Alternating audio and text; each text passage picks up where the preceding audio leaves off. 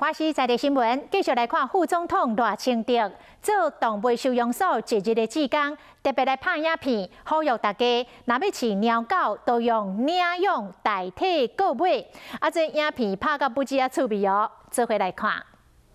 是副总统要来当一日志工吗？赖清德来做动物收容所的志工。如果你要一只有活力的狗狗，有元气的狗仔会当陪你散步兼运动。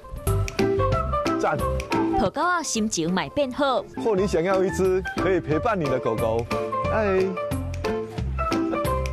全台湾拢总有32间公立收容所，上大间收容量是7664只，到1月11已经饲7092只。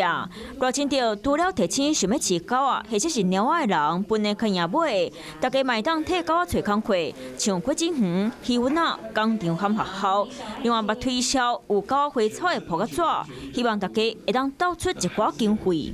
而有人说最近的行程比较温馨，是不是也在为之后做暖身？这是我应该要做的工作了。赖清德无讲到选战的话题，不过针对对华强期一直咧炒台湾，赖清德批评即马疫情在咧无用啊，中国安尼做真正唔是款。